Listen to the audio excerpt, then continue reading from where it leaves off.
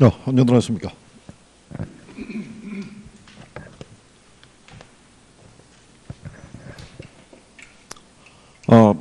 연애들은 잘 보내셨겠죠? 네. 근데 이제 후유증이 있어가지고 오늘 아마 수업이 조금 버거우실 거예요. 이게 다른 데도 다 비슷하더라고요. 다른 데도. 자, 그 234페이지가 시면 이제 부동산 투자론 하실 차례죠. 네. 여기 투자론은요.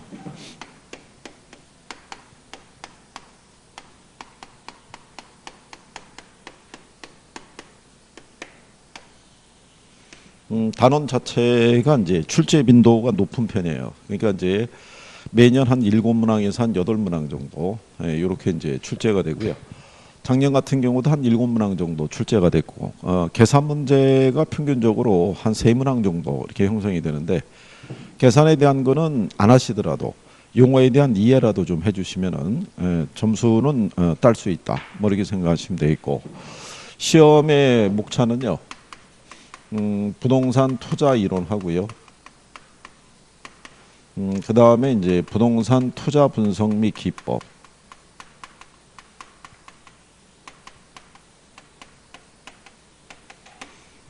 시험에 이제 목차는 이렇게 두 가지로 되어 있어요. 두 가지로. 자, 그럴 때 요 투자론의 그 투자에 대한 개념 이게 보시게 되면은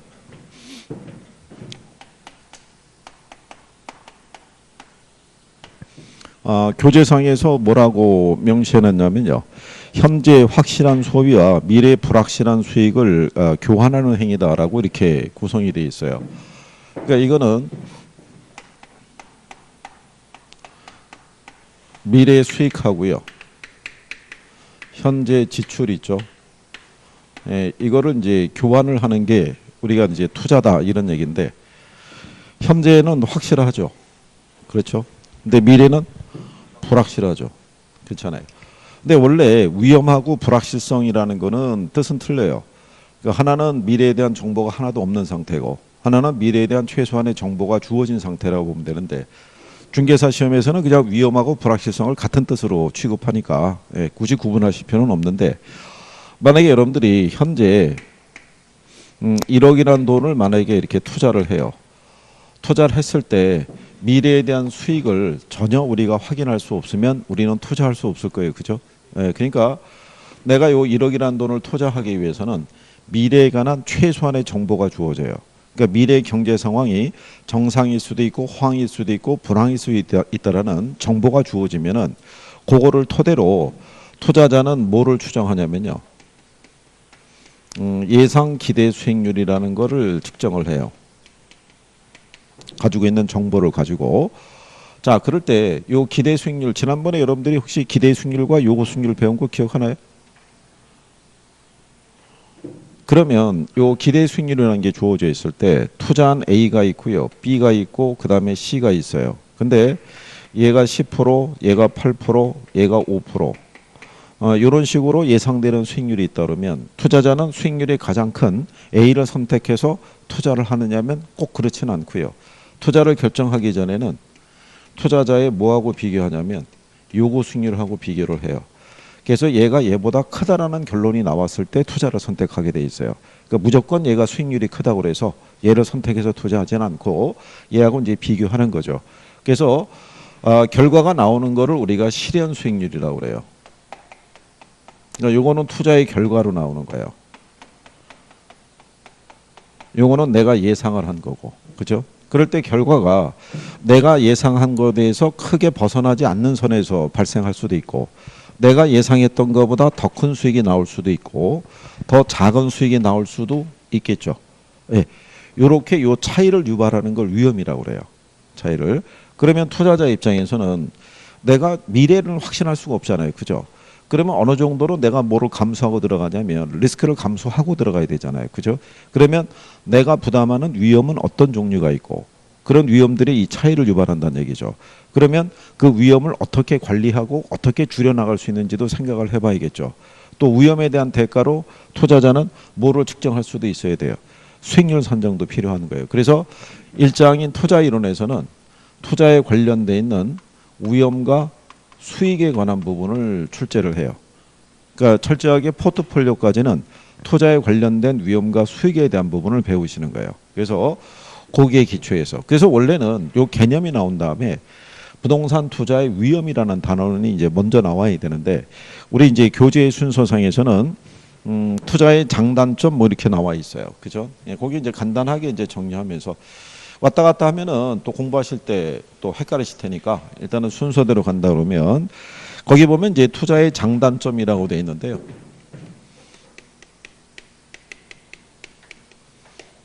이게 이제 예전에 번역할 때는 장단점 이렇게 했는데요. 요즘은 그냥 부동산 투자의 특징 뭐 이런 식으로 정리해요. 근데 이제 교재상에서 나온 거 보게 되면 투자에 대한 장점이라고 얘기를 하죠. 그래서 첫 번째가 뭐가 있냐면요. 지렛대 효과라는 것을 기대할 수 있다라고 얘기를 해요. 그 얘기는 무슨 얘기냐면 우리가 은행에서요. 예를 들어서 뭐를 받았을 때, 예, 대출을 받았을 때 이 대출금을 상환하기 위해서 적금을 들었다. 그죠? 이거는 손해죠.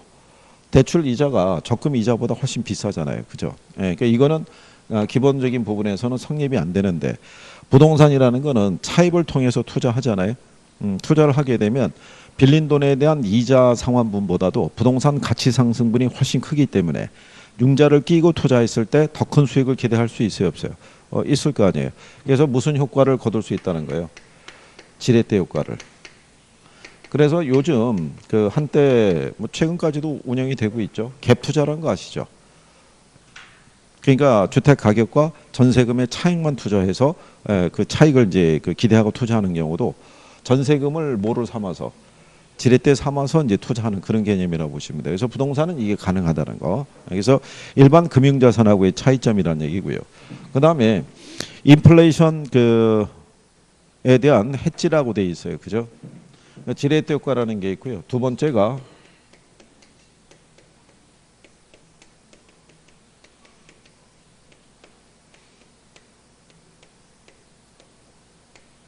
이게 이제 방어적인 수단이죠.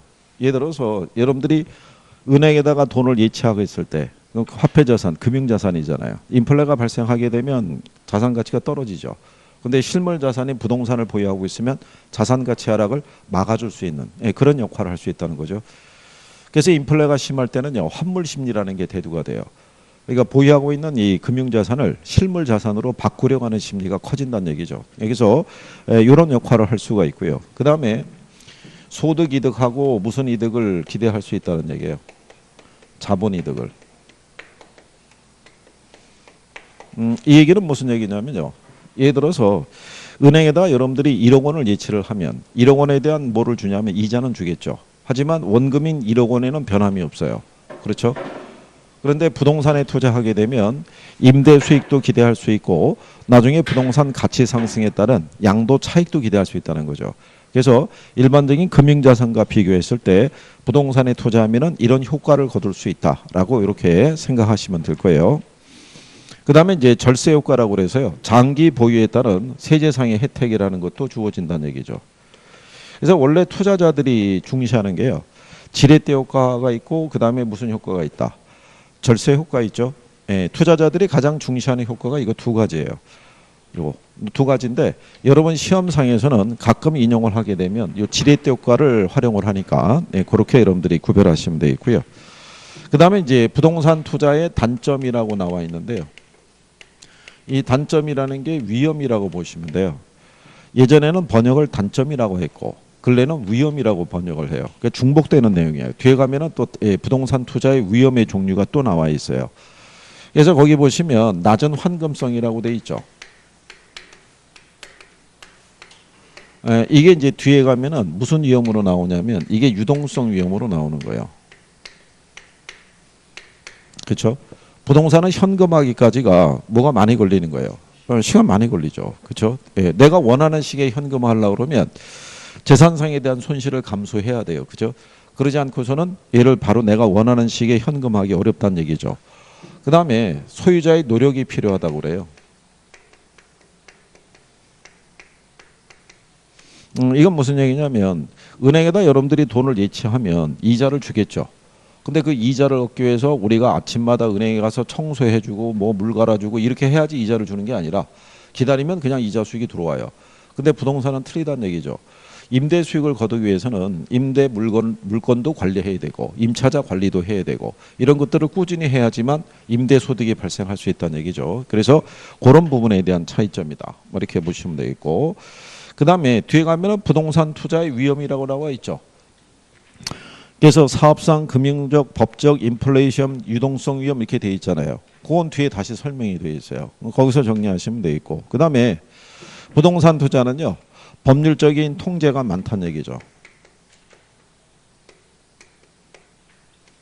그렇죠? 예, 그래서 다른 자산과 달리 부동산은 취득할 때, 보유할 때, 그 다음에 매각할 때마다 다 세금도 부담해야 되고 거기에 따라 제재도 받을 수 있다 이런 얘기죠. 그러니까 그런 것들이 하나의 단점이자 리스크다. 뭐 이렇게 생각하시면 될 거예요. 그래서 이제 그런 정도 보시면 되겠고요. 그 다음에 이제 그 밑에 가면 지렛대 효과라고 돼 있죠. 거기는 별표 하나 하시는 거죠. 근데 이것도 개념만 조금 이해하시면 돼요. 계산에 대한 것까지는 뭐 크게 집착하지는 않으셔도 되는데, 그러니까 결국은 지렛대 효과라는 것은요,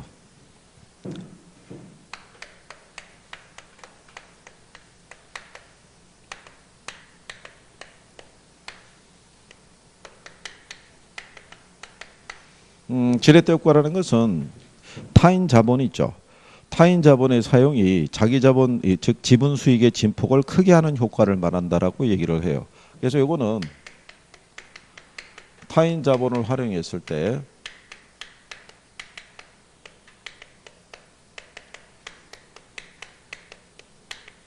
부채 비율의 증감에 따라 이게 자기 자본 수익률 있죠. 자기 자본 수익률 또는 지분 수익률이라고도 얘기를 해요.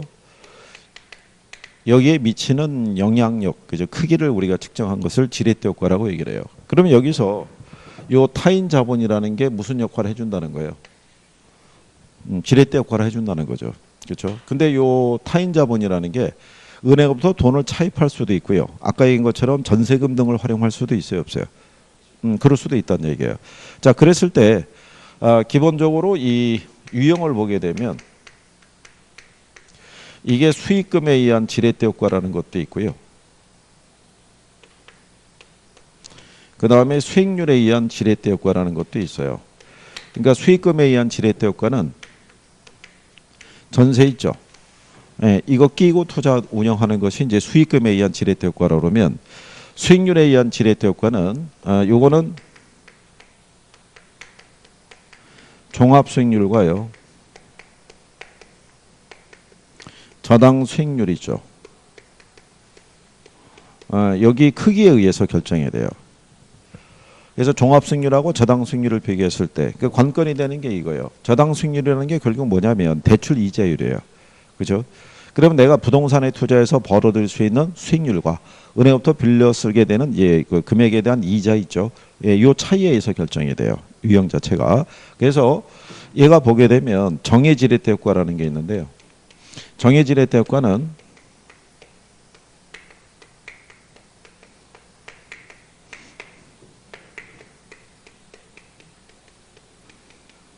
얘하고 얘를 비교했을 때 얘가 얘보다 크면, 그러면 지분 수익률이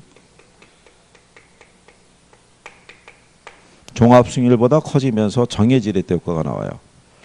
근데 부의 지렛대 효과라는 것은요, 종합 수익률보다 저당 수익률이 커지면 지분 수익률이 종합 수익률보다 작아지면서 부의 지렛대 효과. 그 다음에 중립적인 레버리지 효과라는 것도 있어요. 이거는 종합 수익률과 저당 수익률의 크기가 같으면 지분 수익률하고도 크기가 같아지는 거예요. 이렇게. 그러면은 나중에 이거를 계산하지 않더라도, 이건 시험에서 한번 쓴 거예요. 종합 수익률이 뭐보다 크면요, 저당 수익률보다 크면은 무슨 효과가? 정의 지렛대 효과가 나타난다는 얘기고요. 또는 지분 수익률이 뭐보다 크면 저당 수익률보다 커도 역시 무슨 효과? 정의 지렛대 효과가 유발이 된다라고 이렇게 생각을 하시면 돼요. 그죠?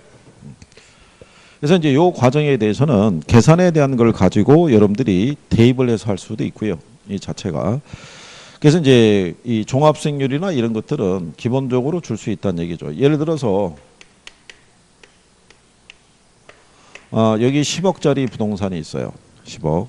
근데 투자하면은 1억에 대한 수익을 기대할 수 있대요. 예. 그러면 여기는 요 10억이라는 게 이 부동산에 투자하기 위한 총 투자액이라고 할 수도 있죠. 또는 이걸 부동산의 가치라고도 얘기를 할 수 있어요. 그죠? 자, 그랬을 때 요 10억인데 요 중에 9억이라는 돈은 융자를 받았어요. 융자를. 그리고 1억은 내 지분으로 투자가 들어갔어요. 그럼 구성은 이렇게 돼 있을 때요. 자, 융자를 받았을 때 이자율이 있겠죠.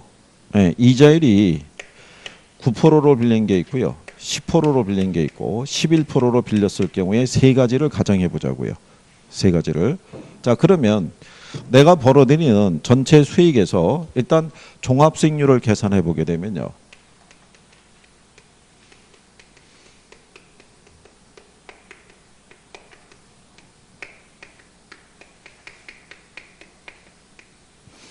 총 투자액분에 이게 순수익 또는 순영업소득 뭐 이렇게도 얘기를 해요. 그러니까 여기서 10억을 투자해서 1억의 수익이 발생했다는 얘기는요. 최소한의 공실이라든가 경비를 감안한 수익이라고 생각하시면 돼요. 그죠? 그래서 이게 투자자들이 최소한 자기가 벌어들인 수익 계산을 할 때는요. 이걸 기초로 계산해요. 순영업소득을. 이게 이제 순수하게 여기 투자자에게 이제 귀속되는 소득이라고 보시면 돼요. 그러면 여기 총 투자액이라고 돼 있죠. 그러면 총 투자액이 얼마라는 거예요? 10억이잖아요. 그죠? 그러면 총 투자액이 10억이고요. 나오는 수익이 1억이면은 그러면은 종합수익률이 몇 프로겠어요? 10%죠. 그럴 때 빌린 돈의 융자 이 대출 이자율이 9%라고 주어지잖아요. 그러면 종합수익률이 뭐보다 큰 거예요? 저당수익률보다 크죠. 네, 그러면은 계산해 보나마나 이게 얘보다 커지는 거예요. 그럼 우리가 확인을 해보게 되면 자 그러면 이제 지분 수익률을 계산해야 되겠죠. 지분 수익률 또는 자기 자본 수익률이라고 얘기를 해요. 이거는 계산하는 유형이 여러 개가 있는데 단편적으로 계산하게 되면 지분 투자액분의 지분 수익의 크기로 계산하는 거예요. 그러면 지분 수익은 어떻게 나오냐면요. 여기 벌어들이는 순영업소득에서 대출에 관련돼서 우리가 지불해야 되는 뭐를 빼야 되는 거예요. 예, 이자 빼면 돼요. 그러면 우리가 요거 대입해 보면 이렇게 있죠. 지금 지분 투자액이 얼마냐면 1억이잖아요. 1억이고 그 다음에 지분 수익을 계산할 때 순영업소득이 1억이죠. 그러면 1억에서 9억이라는 돈을 빌렸는데 이자율 9%로 빌렸잖아요. 9억에 9%면 얼마겠어요? 8,100이겠죠. 9구 81이니까. 그러면 1억에서 8,100만 원 빼면 남는 게 얼마겠어요? 1,900이죠. 그럼 1억 대비 1,900이면은 몇 프로예요? 19%죠. 그렇잖아요. 그러면은 이거 뭐 계산해 보나 마나 종합수익률이 뭐보다 커지면요. 저당수익보다 크면은 정해지렛 효과가 나오는 거예요. 그럼 이건 무슨 얘기냐면 내 돈으로 10억을 다 투자했어요. 그러면 수익률이 최대 10%밖에 안 나오는 거예요. 근데 차입을 동반해서 투자하게 되면은 내 지분 수익률이 오히려 커지죠. 예, 그게 이제 지렛대 효과를 기대하고 이제 투자 운영한 것이다. 이런 얘기죠. 그래서 이게 이제 정의 지렛대 효과가 나온 거고요. 근데 반대로 이렇게 보시면 이자를 빌렸을 때 11%로 빌렸다는 얘기예요. 11%. 그러면 여기까지는 똑같죠. 종합수익률이 몇 프로예요? 10%. 그러면 이거 계산할 때 1억인데 몇 프로를 빌렸어요? 11%. 그러면 9억에 11%면 얼마 나오겠어요? 그러면 9,900이 나와요. 그죠? 그러면 1억에서 9,900을 빼면 남는 게 얼마 남겠어요? 100만 원 남겠죠. 그럼 1억 대비 100만 원이면 어떻게 돼요? 1%밖에 안 되죠. 그러면 얘가 여기 나와 있을 때 얘가 지금 10%일 때요. 얘가 11%가 되면은 얘는 1%밖에 안 되는 거예요. 그러면 부의 지렛대 효과가 발생하죠.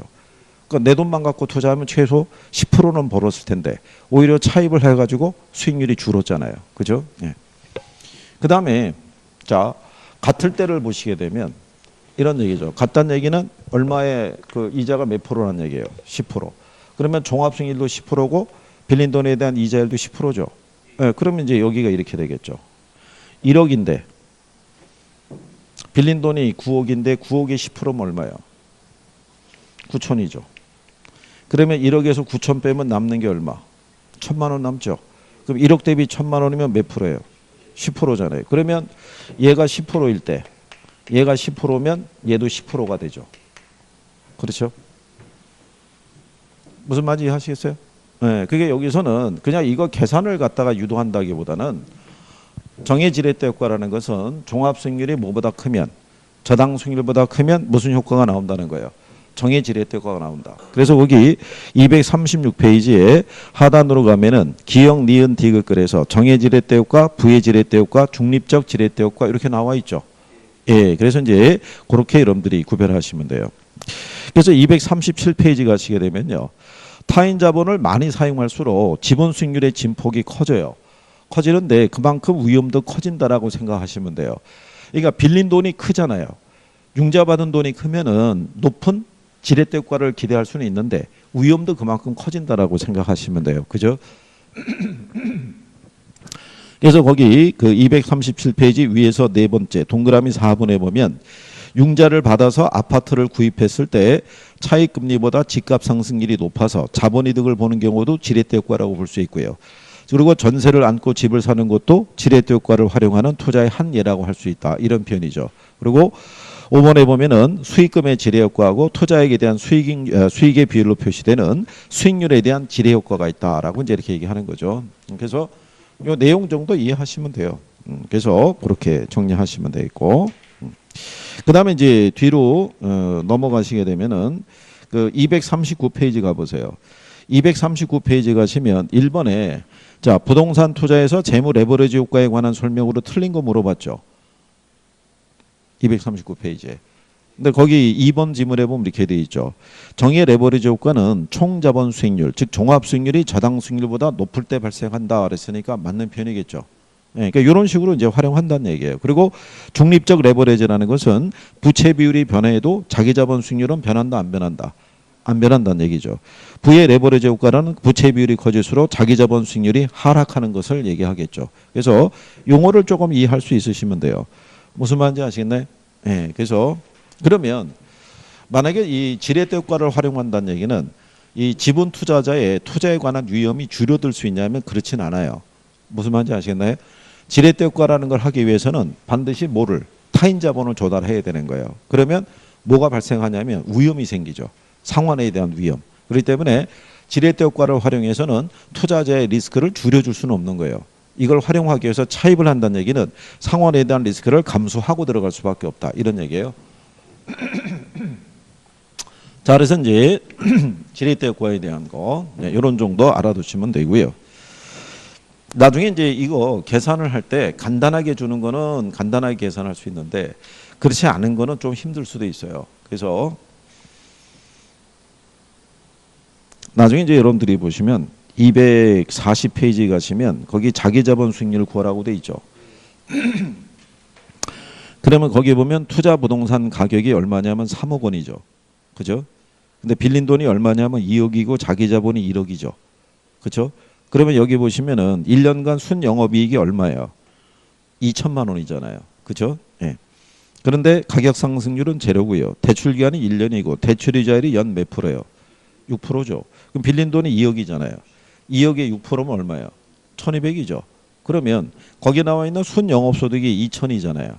2000에서 1200 빼면 얼마 남겠어요? 800 남겠죠. 그렇잖아요. 그러면 1억에 800이면 몇 프로겠어요? 8%겠죠. 걔가 답이죠. 간단한 거죠. 왜냐하면 여기서 총 투자액에 대한 부분에 있을 때 3억에 대한 2천이 나오는 거잖아요. 그렇죠? 그럼 지분 수익률 계산하려고 그러면 순영업소득에서 뭐 빼주는 거예요? 이자 빼주니까. 그러면 순영업소득이 2천이잖아요. 근데 이자가 1200이잖아요. 2천 1200 빼면 남는 게 800이잖아요. 근데 내가 투자한 돈이 1억이니까 1억에 800이면 8% 나오겠죠. 그렇죠? 그러니까 간단한 거는 거의 암산 수준으로도 계산할 수 있는데 근래는 계산의 난이도의 조정이 조금 변화가 심하기 때문에 그냥 그렇게 하는 거라는 정도만 알고 계시면 돼요. 굳이 뭐 계산을 못 한다고 그래서 이론을 틀리거나 그러진 않으니까. 자, 그 다음에 이제 그 뒤로 가시면 위험과 수익이라고 나와 있죠. 이게 이제 부동산 투자의 위험과 수익을 얘기하는 거예요. 그래서 이제 제일 먼저 나오는 게 위험의 개념이라고 나오죠. 위험이 있고요. 위험에 대한 개념. 그래서 여기 위험의 개념을 보시면 뭐라고 되냐면요. 실현된 결과가 예상한 결과로부터 벗어날 가능성을 뭐라고 그런다. 위험이라고 그래요. 그죠? 투자자가 예상한 거하고요. 실제로 발생한 결과 있죠. 이게 달라지는 걸 뭐라고 그런다. 위험. 그죠? 조금 아까 우리가 위험의 개념 하면서 설명했었죠. 투자자가 예상한 거하고 실제 발생한 결과가 달라지는 것을 뭐라고 그런다. 위험이라고 얘기를 해요. 그러면 이렇게 다른 결과를 초래하는 원인들이 있겠죠. 그렇죠? 예. 그래서 그게 이제 뭐 사업상 위험이라든가 금융 위험 이런 게 있는데 우리 교재는 또 위험과 수익의 측정이라고 나온 거예요. 그렇죠? 예. 그래서 그거를 그냥 정리를 해 보면요.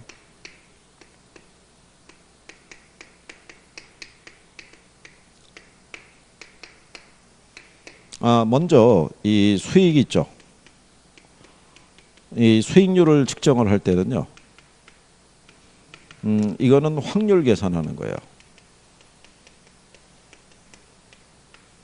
확률 계산을. 그러면 이 수익률을 계산할 때는요. 왜 확률로 계산하냐면 미래 수익은 불확실하잖아요. 그죠? 예, 그러니까는 뭐를 통해서? 확률을 통해서. 그래서 거기 보시면 측정 방법이 투자안의 위험은 표준 편차나 분산으로 측정을 하고요. 수익은 가로 1 가중 또는 평균으로 측정한다고 되어 있죠.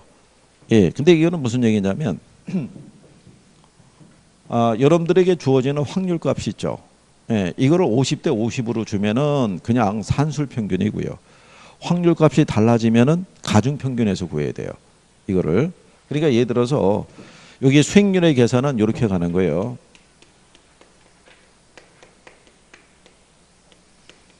미래 경제 상황별 확률에다가 경제 상황별 추정 수익률을 곱하는 거예요.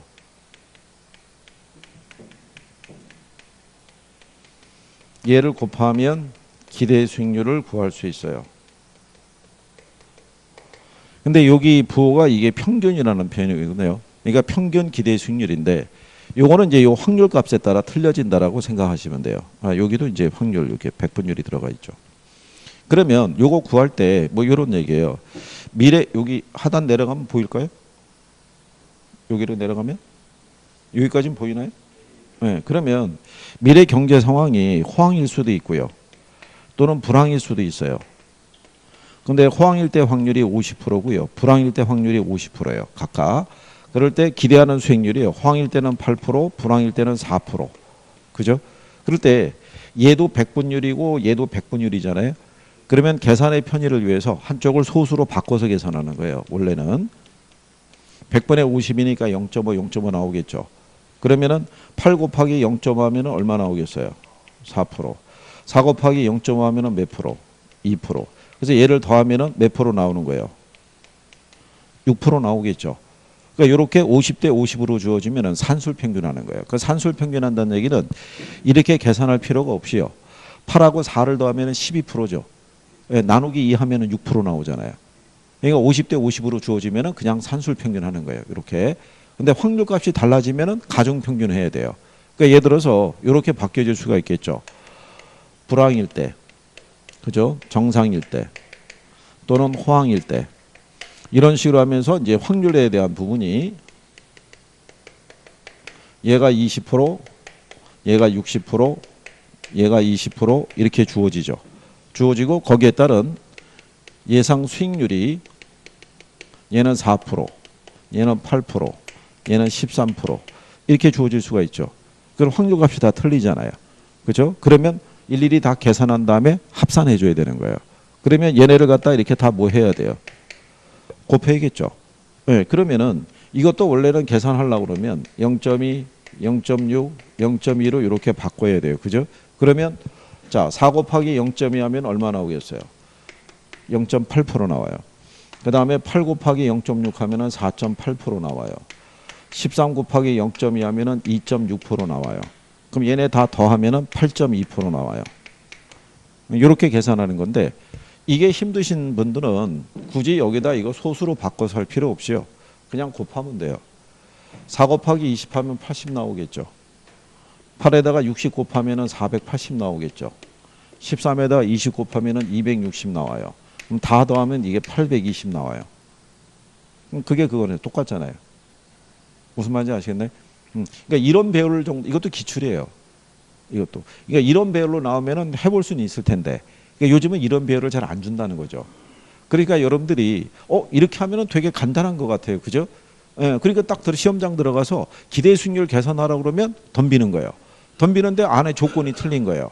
그러면 한참 풀기는 풀었는데 아무리 봐도 지문에는 내가 생각하는 답이 없는 거예요. 그러면 틀리는 거 아니에요. 그러니까 이제 이렇게 하는 거라는 요령 정도만 알아두시면 돼요. 그래서 수익률에 대한 부분의 계산은 이제 이런 식으로 우리가 구성할 수 있고요. 그 다음에 위험에 대한 거는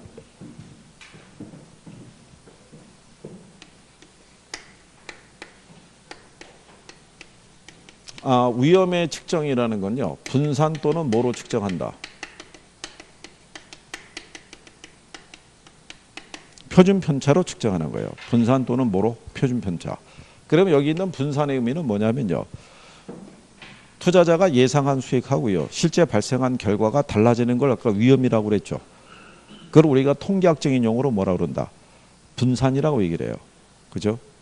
그 다음에 표준 편차는 기대 수익으로부터 벗어나는 변동성의 크기를 측정한 것을 뭐라 그런다?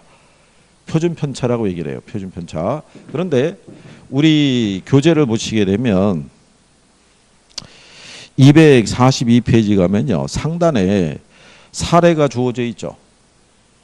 그렇죠? 사례가. 근데 거기서 수익률 정도는 계산할 수 있어요. 그렇죠? 수익률 정도는. 자, A 부동산 있죠? 네? A 부동산. 자, 호황일 때 1억 9천이고 불황일 때 5천이잖아요. 그렇죠? 근데 확률이 각각 50%씩이죠. 그럼 따로따로 계산할 필요가 없이 1억 9천하고 5천 더하면 2억 4천 나오죠. 절반이면 1억 2천이잖아요. 무슨 말인지 아시겠나요? 그거는 B도 마찬가지죠. 1억 3천과 1억 1천이니까 두 개 더하면 2억 4천이잖아요. 나누기 2하면 1억 2천 나오는 거죠. 그렇죠? 근데 그 밑에 가면은 표준 편차 계산하는 게 식이 나와 있죠. 이런 식으로는 우리가 계산할 수가 없죠. 루트 씌워서. 그죠? 보자마자 우리는 버리려고 그럴 거 아니에요. 그죠? 그래서 표준 편차의 측정은요. 259페이지 가보세요.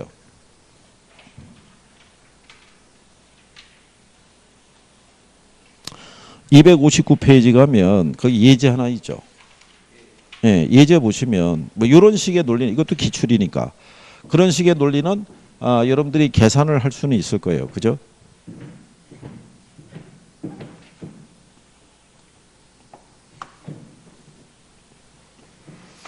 거기 보시면 상가하고 오피스텔하고 뭐가 있어요?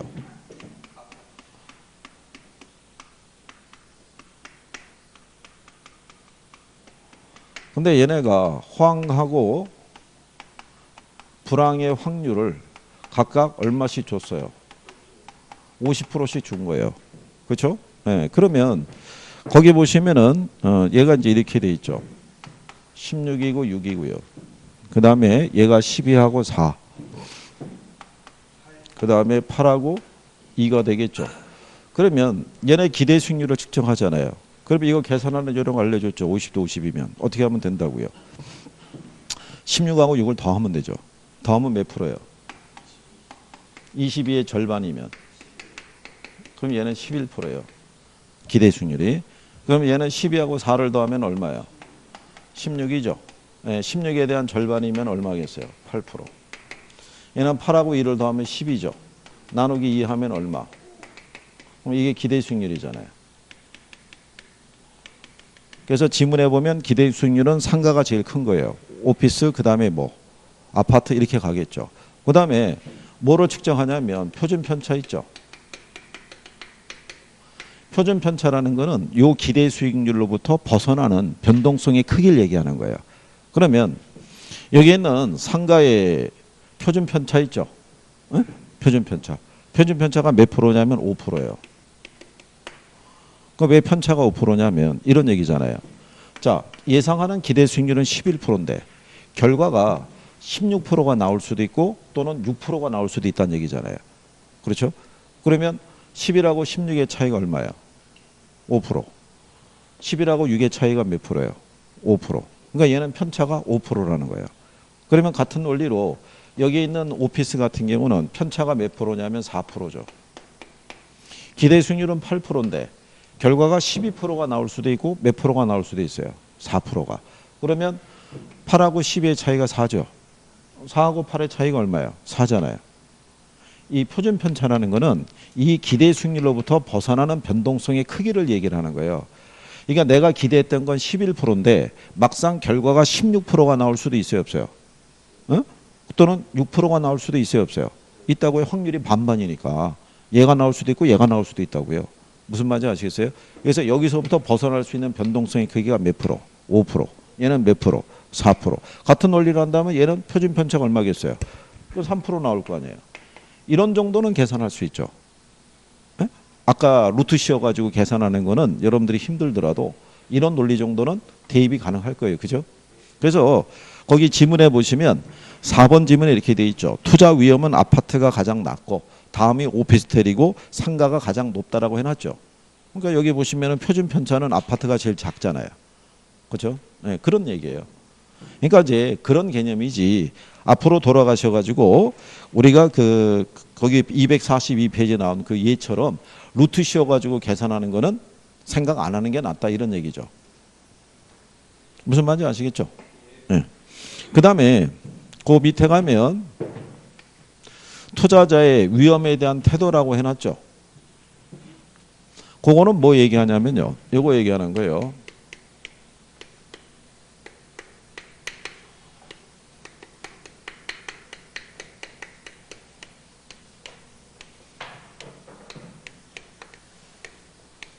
이건 이제 위험에 대한 투자자의 행동이라고도 얘기를 하고요. 태도? 예, 이렇게 얘기해요. 예전엔 태도라고 그랬는데 근래 번역된 거는 이제 행동이라고도 얘기를 해요.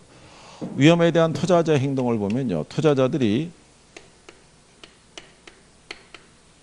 위험 혐오적인 행동이라는 걸 해요. 위험 혐오적인 행동. 그러면 투자자들의 위험 혐오적인 행동이라는 거는 뭐 얘기하냐면요.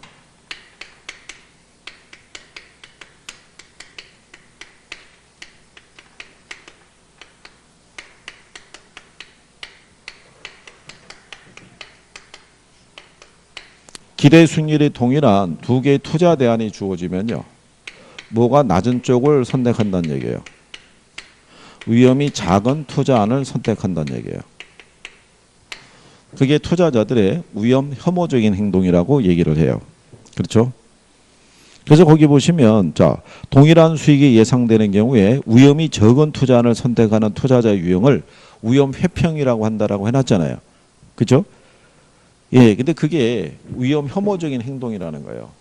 그러니까 위험 혐오적인 행동을 하는 이제 우리가 투자자를 이제 이해를 해보는 거죠.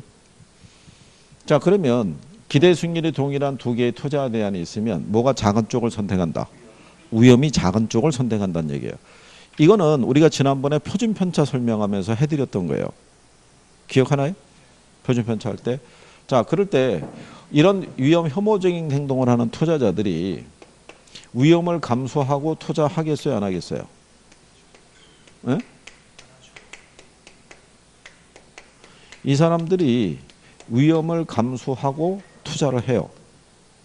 위험 혐오적인 행동을 나타내는 사람들도 위험을 감수하고 투자하는데 어떨 때 위험을 감수하고 투자하냐면요.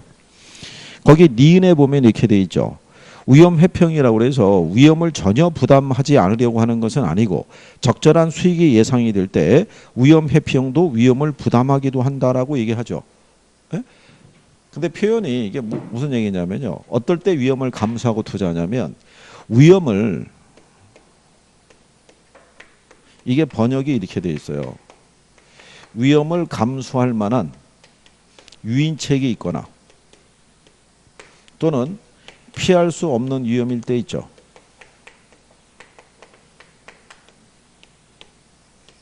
이럴 때는 기꺼이 위험을 감수하고 투자한다 이렇게 해놨어요.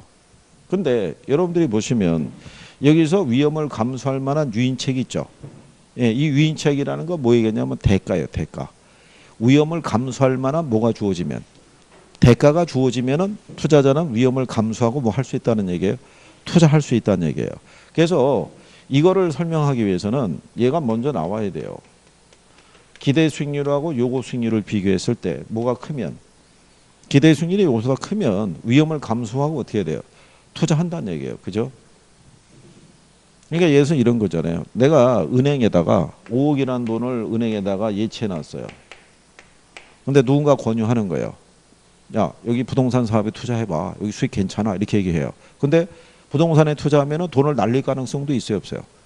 그럼 여기는 적게라도 한 1%라도 이자 수익이 나오는데, 그렇잖아요? 그럼 여기다 투자하려고 그러면, 야, 그러면 최소한 못해도 이거보다 한 5배는 더 나와야지 내가 투자하지. 이거 한 2%, 3% 번다가 내가 투자하겠냐? 그럴 때 여러분들이 생각하는 한 5% 정도의 수익률이 최소한의 뭐예요? 수익률인 거예요. 근데 임대 사업에서는 한 10%, 그 이상의 수익을 기대할 수 있으면 나는 그 위험을 감수하고 뭐 할 수 있다는 거예요. 투자할 수 있다 이런 얘기예요. 그 다음에 또 하나는 뭐냐면 피할 수 없는 위험이 있죠. 그럼 여러분들이 어떤 양반이 노를 대비하기 위해서 지방대가 있는 쪽에 가서 원룸 사업에다가 투자했어요. 원룸 사업에. 그러니까 학생들이 그 기숙사에서만 생활을 못하니까 주변에 나와서 또 숙소를 정할 거 아니에요. 그죠? 그러니까 기본적인 뭐가 있으니까, 수요가 있으니까 이거 사업에 이제 투자를 한 거예요. 그런데 얘네가 폐교가 된 거예요. 그러면은 공실이 확 늘어날 거 아니에요. 그렇죠? 그러면 이 사람의 입장에서는 이게 폐교된다는 사실을 알겠어요, 모르겠어요? 전혀 모르고 들어간 거 아니에요. 이런 위험을 우리가 사업위험이라고 그래요. 사업위험. 그러면 이 사람이 이런 사업위험을 겪지 않으려면 어떻게 하면 되겠어요? 사업 안 하면 돼요. 이거 투자 안 하면 되잖아요. 사업을 안 하면 이 위험은 겪지 않아도 되는 거예요. 근데 사업을 하면 필연적으로 어떻게 해야 돼요? 겪어야 돼요. 피할 수 없는 위험이라고요. 그러면 이 부분에 대해서는 어떻게 반응을 하겠어요? 반드시 높은 대가를 요구하는 거예요. 결국 뭐가 주어지지 않으면 투자하지 않는다는 거예요. 대가가 주어지지 않으면 여기는 투자하려 들지 않는다는 얘기예요. 그러니까 투자자들이 위험을 감수하고 투자할 때는 그에 상응하는 뭐를 요구한다는 거예요. 대가를 요구하는 거예요. 무슨 말인지 이해하시겠나요? 그래서 뭐를 높여서 대처하냐면요. 이거를 높여서 대처하는 거예요. 요구 수익률을. 무슨 말인지 아시겠나요? 위험이 커지면 예를 들어서 5억이라는 돈을 은행에다 내놨을 때 한 1% 벌었는데 임대사업에 투자하려고 그러면 한 5% 정도만 해도 원래 투자하려고 그랬었는데 이런 것들이 막 발생하게 되면 얘는 5% 갖고는 투자 못한다는 얘기죠. 그럼 요구 수익률이 더 커질 수 있어요, 없어요? 더 커지는 거예요. 그 대가를, 높은 대가를 요구한다는 거예요. 그랬을 때 요 투자자의 유형을 보게 되면 위험 회피적인 투자자가 있고요. 위험 중립적인 투자자가 있고요. 그 다음에 위험 선호적인 투자자가 있어요. 또는 위험 추구적인 투자자. 그럼 세 가지 투자자 중에서 어느 게 제일 합리적인 투자자라는 거예요? 응? 오는 거. 이거를 했죠. 위험 회피형. 응? 여기 위험 중립적인 투자자는 어떤 위험도 감소려 들지 않는 사람이에요. 그러니까 이 사람은 안전한 것만 선택하는 사람이에요. 그러니까 은행의 정기예금 이자율 있죠. 네, 그것만 보고 투자하는 사람이에요. 그 다음에 여기 있는 위험 선호적인 투자자는요. 이 사람은 위험을 즐기는 사람이라고 보시면 돼요. 위험을. 그러니까 자기가 부담하는 위험에 대해서 높은 대가를 요구한다, 안 한다? 안 하는 스타일인 거예요. 그러니까 이제 예를 들어서 복권 사는 사람이에요. 우리가 왜 일주일의 행복이라고 그러죠? 복권을 구매했을 때 그 사람이 꼭 이게 된다는 보장이 있어요, 없어요? 없어요. 안 된다고 해서 크게 낙담하지는 않잖아요. 그죠? 그런 스타일이라고 보시면 돼요. 그러면 부동산 투자라는 얘기하는 요 투자자 있죠? 요 투자자는 이거 얘기하는 거예요.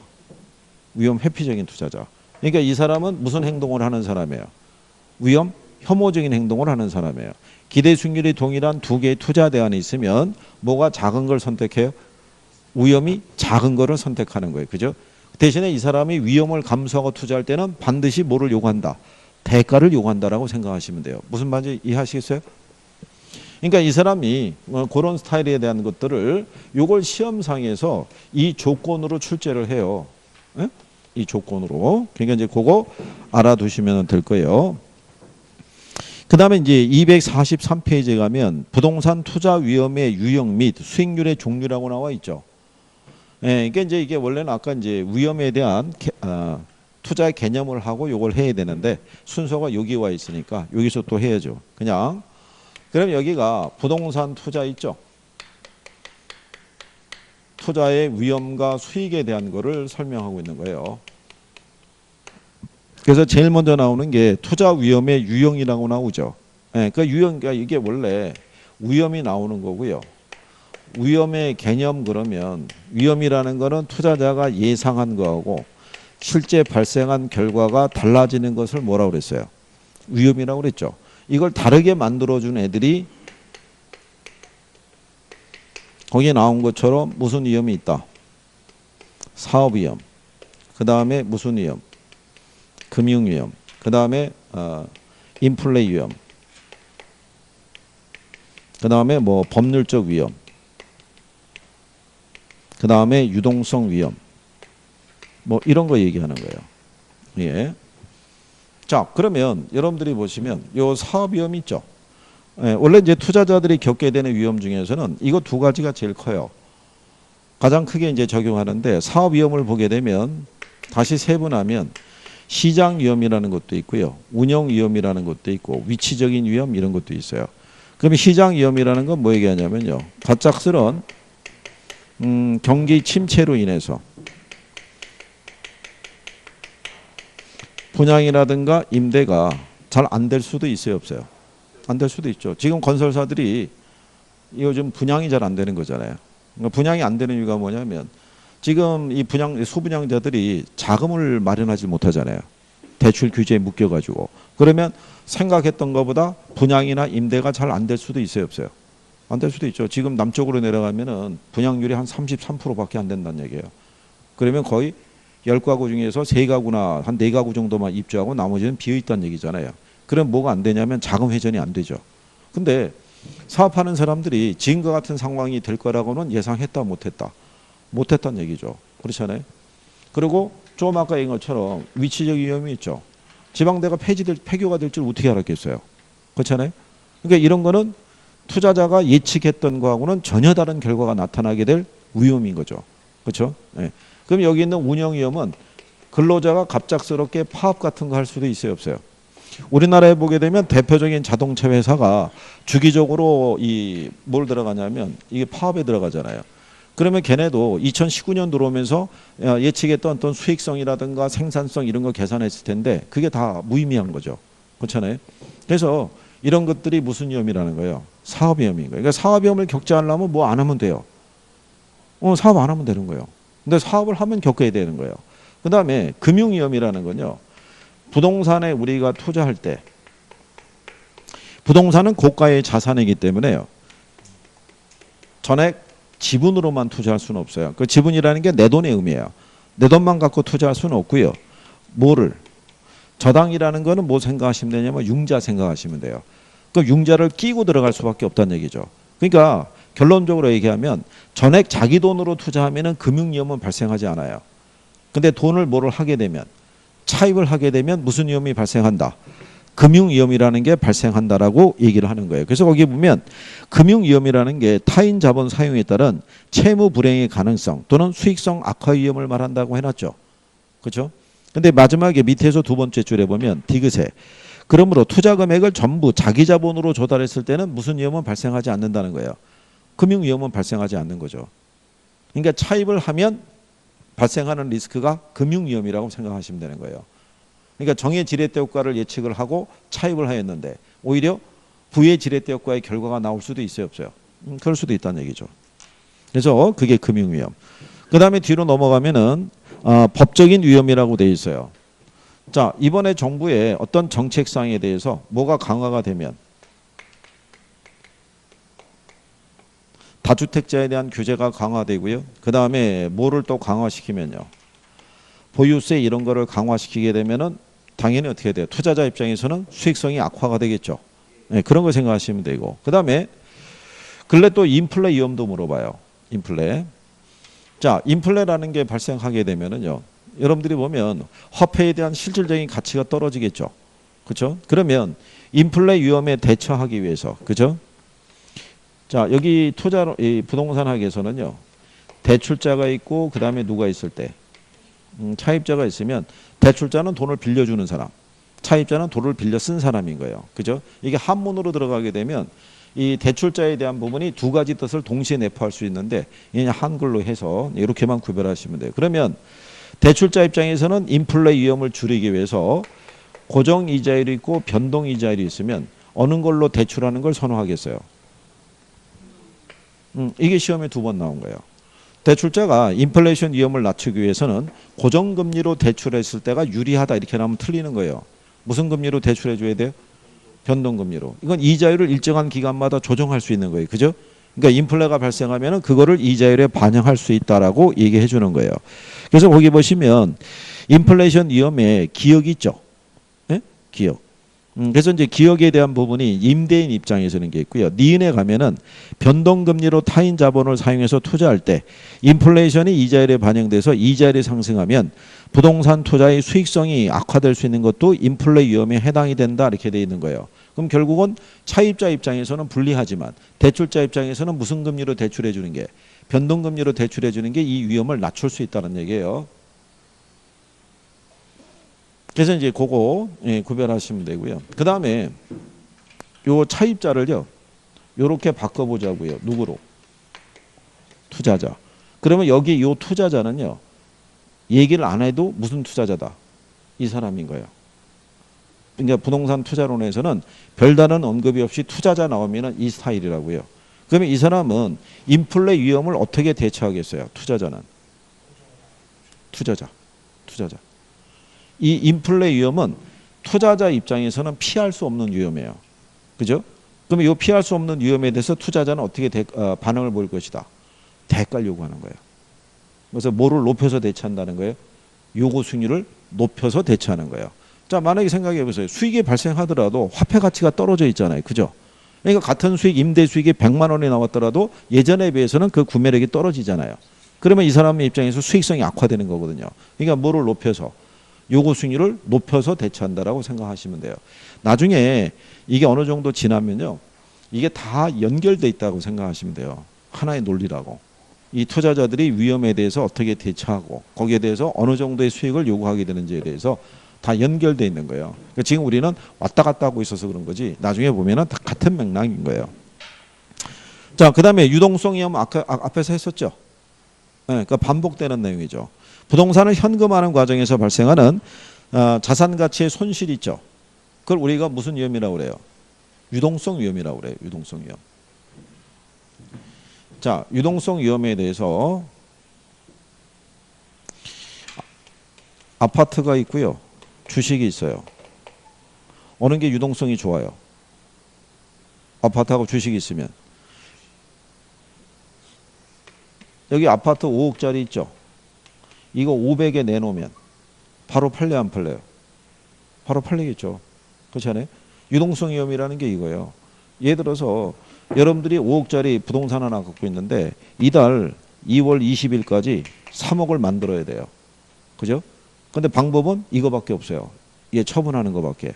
그럼 얘 5억에 내놓으면 팔려요 안 팔려요? 안 팔리는 거예요. 그러니까 내가 급하면은 결국 이렇게 던질 수밖에 없다는 얘기예요. 그 과정에서 발생하는 재산 가치의 손실이 있죠. 그걸 우리가 유동성 위험이라고 그래요. 그러니까 부동산이라는 거는 이 리스크를 안고 투자하는 거랑 똑같은 거예요. 그죠? 그래서 그런 내용으로 위험에 대한 거는 구별하시겠어요? 시험에서 활용을 해요. 사업 위험을 물어보기도 하고 금융 위험을 물어보기도 하고 인플레 위험도 물어보는 거예요. 유동성 위험도 다 활용한 거예요. 그죠? 하나 둘 셋 넷 5개 하면은 오지선다가 나오잖아요. 오지선다가 구성이 될 수 있는 내용들은 활용을 한다고요. 활용을. 그러니까 용어를 잘 기억을 해야 되는 거예요. 여기 지금 제가 별다르게 별표 이런 걸 안 해서 그렇지 이게 실상 지문에는 다 활용하는 거예요. 그 다음에 이제 위험에 대한 대가로 투자자들이 요구하는 게 뭐겠어요? 네, 수익률인 거예요. 수익률.